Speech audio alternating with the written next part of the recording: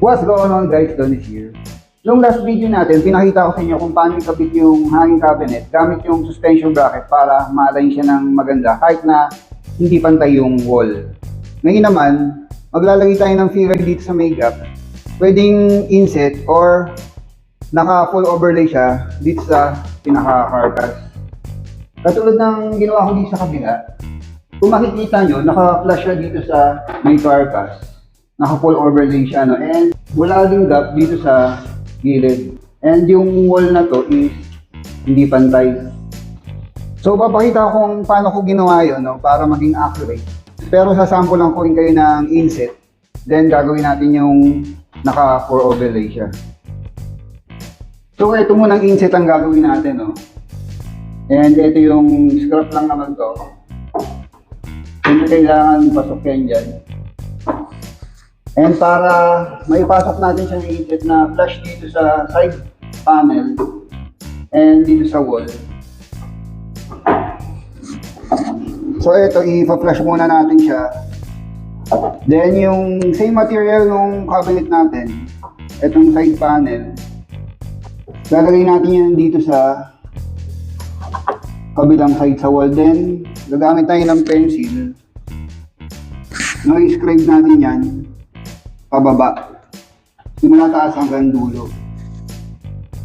So kung naka full overlay naman, siyempre mas malaking materials natin. So ito pa rin same material ng cabinet natin. Ito yung magiging guide natin. Ipa-flush natin siya dito, idadagdag natin dito, saka dito sa taas. Then ito pa rin ang gagamitin natin pang scribe gamit ang pencil simula sa taas hanggang sa baba. Ngayon, pag gumalaw to, yung linya mo hindi niya magiging accurate, no? Mahirap mag-isa. Pero na lang kung may kasama ka, pahawak mo. Kaso, ganun pa rin pag gumalaw, hindi na magiging accurate yung inscribe mong line. So kaya naman, gumawa ako ng jig na katulad ditong mga to. Itong isa is for inset na filler. At ito namang isa pang for overlay. Kung alam nyo yung U-jig, yun lang din yung principle nito. Pero hindi ko lang kung may pang full overlay yun eh. Ang alam ko lang kasi is pang inset na filler lang yun. Pwede naman kayong bumili no, ng mura lang. Pero sa mga ganitong application, gumawa na lang ako kasi bihira lang naman itong ginagawa. At kahit wala namang U-jig, is pwede pa rin natin gawin. Pero mas accurate syempre pag meron tayong mga jig. And ipapaliwanag ko lang bago tayo mag-install kung paano ko ginawa to and how these things work. So ito yung mga materials natin at ang ginamit ko dito is 1/4 lang na plywood, no? And kinonekto ko siya gamit yung dado tsaka rabbit para medyo matibay-tibay naman.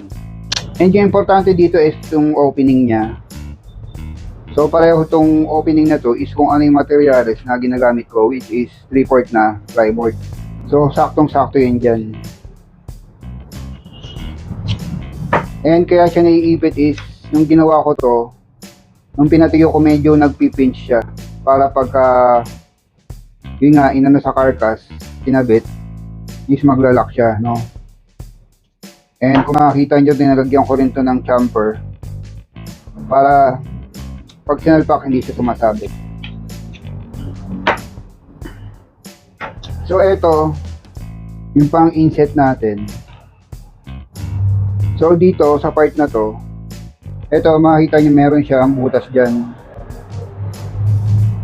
At sa likod ng filler, dun siya i-screw. Then pag na-screw na yan doon sa carcass, na isasalpak na to. So ganun din dito sa pang full overlay. Kung makikita nyo may extra pa siyang material dito kaya mas malaki siya. Ito rin yung thickness nung ginagamit ko, 3/4 na plywood. Yun ang pinaka-spacing niya para pagka natin yung pang filler, meron siyang space. Pag nilagay ito, kung makikita nyo, may extra space na siya. So gawin na natin sa actual. So ito na nga yung gagawin natin na inset na filler. Ito yung harap at ito yung likod. So ikakabit natin itong jig dito sa likod ng paganyan. And ito namang isa.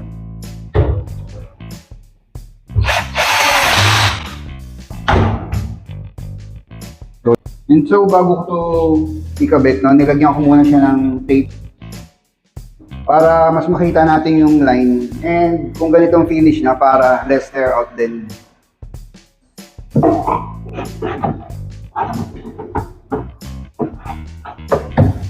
So ayan, nakakabit na and wala na siyang kagalaw-galaw.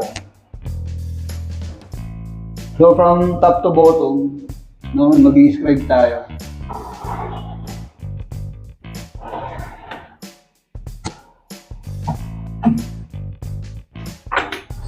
So tanggalin na natin. And ikakat na natin to gamit yung jigsaw.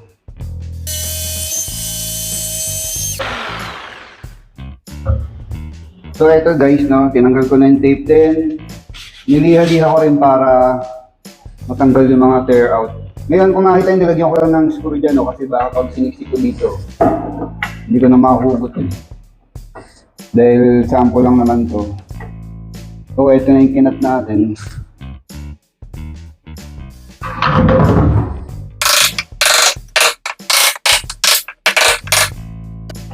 So kung makikita nyo, no, fit na fit siya. Flush dito sa may carcass, then flush din dito sa may hole. Ngayon, tatanggalin ko lang muna to, then yung full overlay naman yung gagawin natin. At gagamitin natin itong isang jig. So same din nung kanina, ito yung ating filler na pang overlay. And ito na yung jig ko para doon. So ito yung sa likod ulit. Screw lang natin.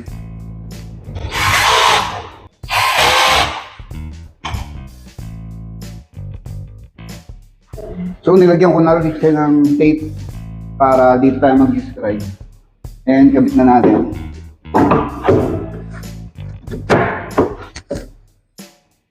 Yan, wala na siyang kagalaw-galaw, no?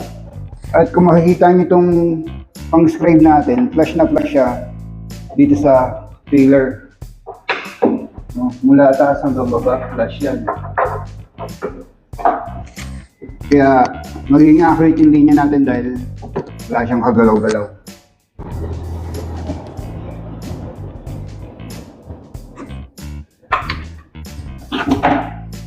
So, tanggalin lang to, then cut na natin.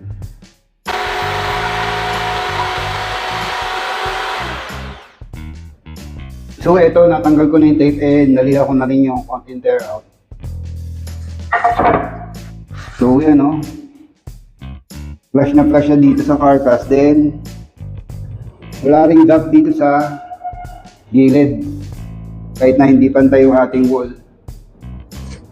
Ayos. Nakachamba na naman ako. So kung paano naman natin i-install dito, no, nang wala nakita ng mga screw o kahit pa ako. Ganito yung ginagawa ko dyan. So ito na yung filler natin at ito yung likod niya. Then may scrap lang ako dito. Lalagay ko siya sa likod. Then yung pinang-scribe din natin na material. Then ipa-flush ko siya dito. Then naka-bump yan dito sa scrap na likod. Lagi sa dulo. Then meron na akong mga pilot hole dyan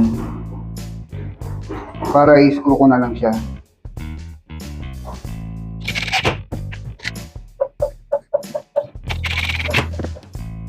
And dito sa gitna is pantay na, no? So, ganyan na itsura niyan. And lalagay na natin siya dito sa gilid ng cabinet. So kung makikita nyo, wala pang screw yan, no? Pero nakapit na siya. Pero i-screw natin siya dito kung saan ko ilalagay yung mga concealed hinges. So yung pagka-screw nun doon, dito siya tatama sa scrap sa likod para hindi na siya mahuhugot. And wala na tayo makakit ng screw naka-expose.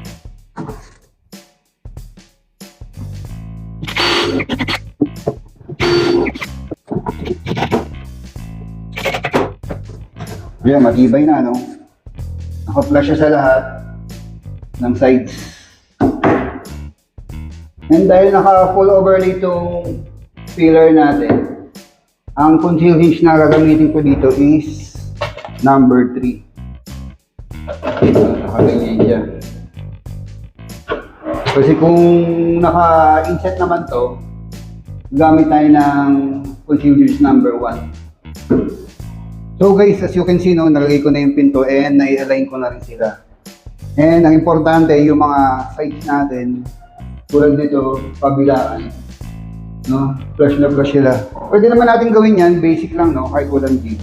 Pero, tsatsambahan natin yan. Hindi ka tulad pag may jig ka, accurate siya. Again, thanks for watching, keep safe, and see you on the next one.